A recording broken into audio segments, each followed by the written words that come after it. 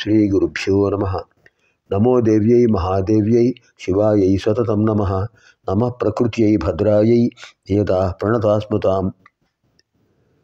అర్చనకాలే రూపగత, సంస్తుతికాలే శబ్దగత, చింతనకాలే ప్రాణగత, తత్వవిచారే సర్వగత. బ్రహ్మాండ పురాణ అంతర్గత శ్రీ లలితా సహస్రనామ స్తోత్ర పూర్వపీఠికాయాం వయం సర్వే ప్రవిశామः. अस्मिन् अध्ययनकार्यक्रमे श्लोकस्य पदविभागः, अन्वयक्रमः, प्रतिपदार्थः, तात्पर्यं च सम्यक् सर्वे शृण्वन्तु. तत्प्रकारं पदविभागसहित अर्थवत् पदविभागसहित పఠనం కుర్వంతు.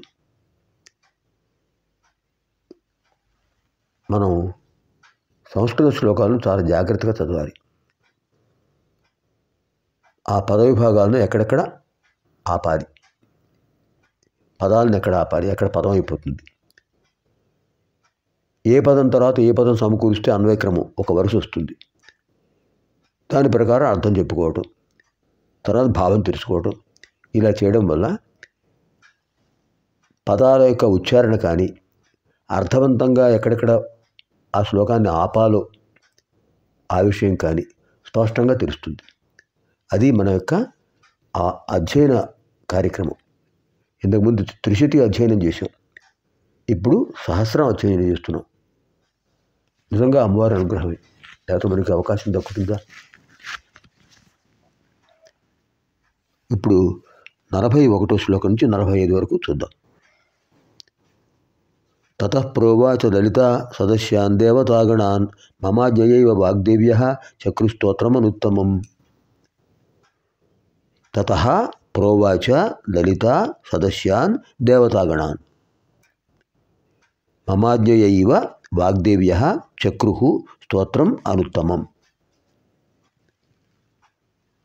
ఇక్కడ మరో విషయం గమనించాలి.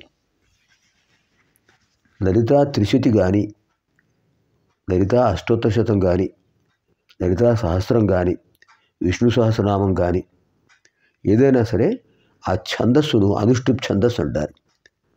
ఒక శ్లోకం మొదటి వరుసలో 2 పాదాలు ఉంటాయి. ఒక్కొక్క పాదంలో 8 అక్షరాలు ఉంటాయి. 2 పాదాలు కలిసి ఒక శ్లోక భాగం, పూర్వభార్థం. రెండో భాగంలో కూడా మళ్ళీ 2 పాదాలు ఉంటాయి. అంటే శ్లోకంలో మొత్తం 4 పాదాలు, పాదానికి 8 అక్షరాలు. అంటే మొత్తం శ్లోకంలో ఎన్ని అక్షరాలు ఉంటాయి? 32 అక్షరాలు. దీన్ని అనుష్ఠుప్ ఛందస్సు అంటారు. ఋగ్వేదంలో ఉండే అనుష్ఠుప్ ఛందస్సును మహాకవి ఆదికవి వాల్మీకి ఆ అనుష్ఠుప్ వేదంలో ఉన్న అనుష్ఠుప్ ఛందస్సును తీసుకుని ఆ అనుష్ఠుప్ ఛందస్సులో రామకథను అందించారు. ఆదికావ్యం రామాయణం. అంత గొప్పది అనుష్ఠుప్ ఛందస్సు. అంటే చదివేటప్పుడు 8 అక్షరాలు అయిపోగానే అక్కడ ఆపాలి. తర్వాత 8 అక్షరాలు, మళ్ళీ 8 అక్షరాలు, తర్వాత 8 అక్షరాలు. తతః ప్రోవాచ లలిత 8 అక్షరాలు అయ్యాయి. సదస్యాన్ దేవతాగణాన్ 8 అక్షరాలు. మమాజ్ఞయైవ వాగ్దేవ్యః 8 అక్షరాలు. చక్రు స్తోత్రమనుత్తమం 8 అక్షరాలు. ప్రథమ శ్లోక పూర్వార్థంలో 2 పాదాలు, ఉత్తరార్థంలో 2 పాదాలు, 4 పాదాలు. పాదానికి 8 అక్షరాలు. ఏమన్నారు అమ్మవారు? తతః తర్వాత ప్రోవాచ లలిత, లలితాదేవి చెప్పింది. సదస్యాన్ దేవతాగణాన్, ఆ సభలో నుండి దేవతాగణాలందరితో చెప్పారు. మమాజ్ఞయో వాగ్దేవ్యః చక్రుస్తోత్రమనుత్తమం, నా ఆజ్ఞతోనే వాగ్దేవతలు, వసుంజాది వాగ్దేవతలు స్తోత్రం చేశారయ్యా, శ్రద్ధగా వినండి అన్నారు. అంకితం నామభిర్దివ్యై,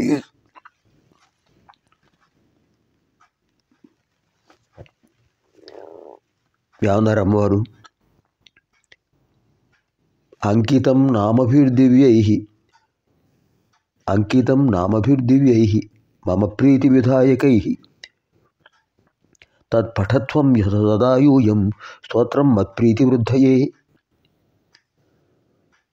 అమ్మవారు ఏమన్నారంటే, అంకితం నామభిర్దివ్యైః మమ ప్రీతి విధాయకైః, మమ ప్రీతి విధాయకైః, నాకు సంతోషం కలిగించేటటువంటి దివ్యైః నామభిః, దివ్యమైన నామములందు నామములను అంకిత భావంతో శ్రద్ధగా చెప్పారు వీళ్ళు.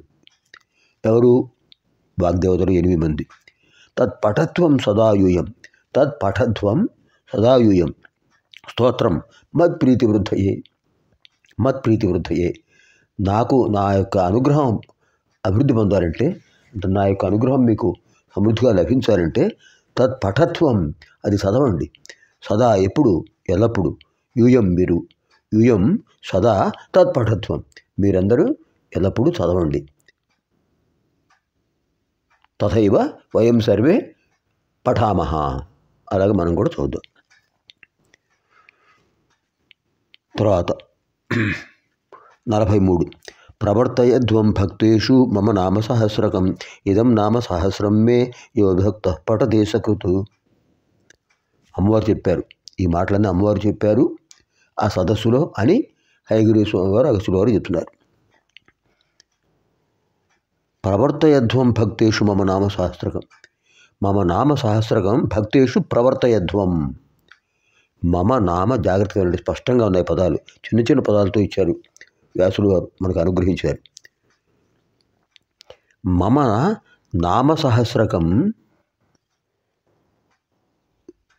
భక్తేషు ప్రవర్తయధ్వం.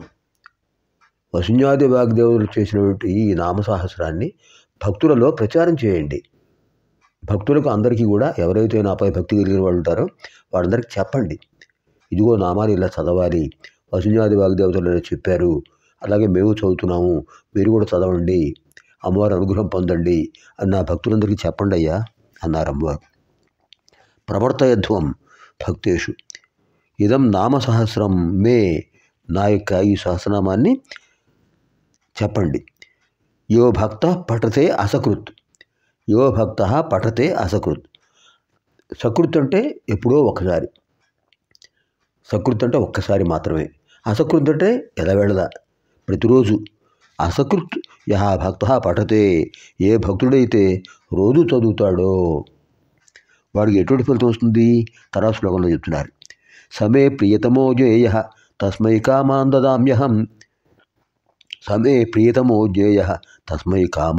దదామ్యహం శ్రీచక్రే మాం సమభ్యర్చ్య జప్త్వా పంచదశాక్షరీం పశ్చాన్నామ సహస్రం మే కీర్తయేన్ మమ తుష్టయే మామర్చయతు వా మా వా విద్యాం జపతు వా నవా.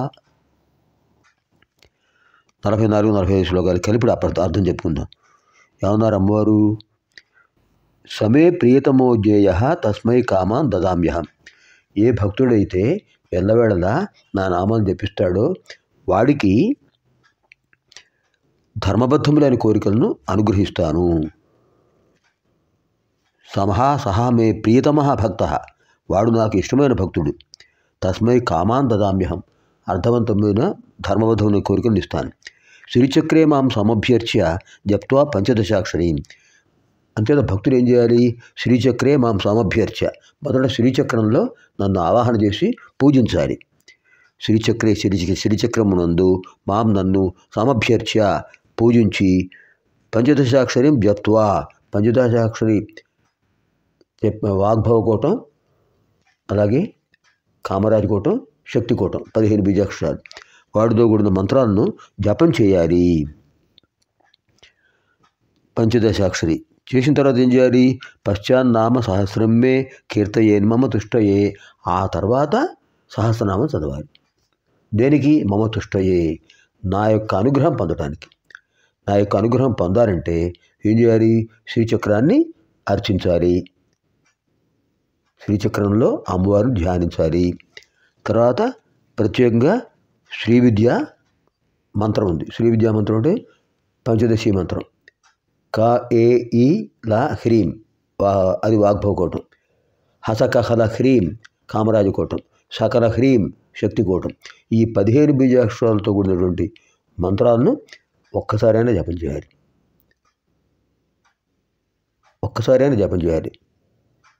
అందుకే మనం త్రిశక్తి అయిన తర్వాత ఇది చెప్పుకుంటున్నాం, లేకపోతే అవి మనకు తెలుస్తాయా?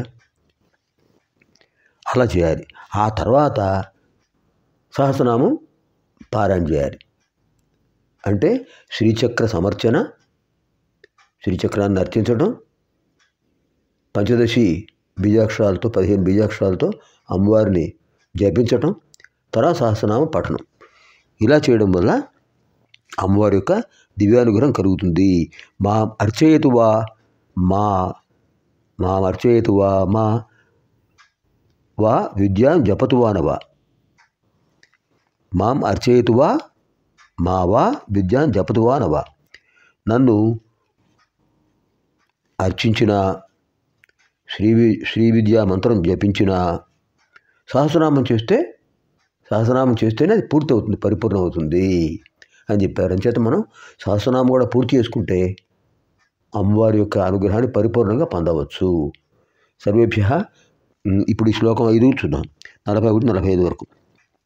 తతః ప్రోవాచ లలిత తదస్సదస్యాన్ దేవతాగణాన్ మమాజయైవ వాగ్దేవ్యః చక్రుస్తోత్రమనుత్తమం అంకితం నామభిర్దివ్యైః మమ ప్రీతివిధాయకైః తత్పఠత్వం సదా యూయం స్తోత్రం మత్ప్రీతివృద్ధయే ప్రవర్తయధ్వం భక్తేషు మమ నామ సహస్రకం ఇదం నామ సహస్రం మే యో భక్తః పఠతే సకృతు సమే ప్రీతమోజ్ఞేయః తస్మై కామాంతదామ్యహం శ్రీచక్రే మాం సమభ్యర్చ్య జప్త్వా పంచదశాక్షరీం పశ్చాన్నామ సహస్రం మే కీర్తయేన్మమ తుష్టయే. మామర్చయతు వా మా వా విద్యాం జపతు వా న వా. పునర్మిలామः ఆగామిని కార్యక్రమే. సర్వేభ్యः లలితాపరాభట్టారికాయः దివ్యానుగ్రహప్రాప్తిరస్తు. స్వస్తి.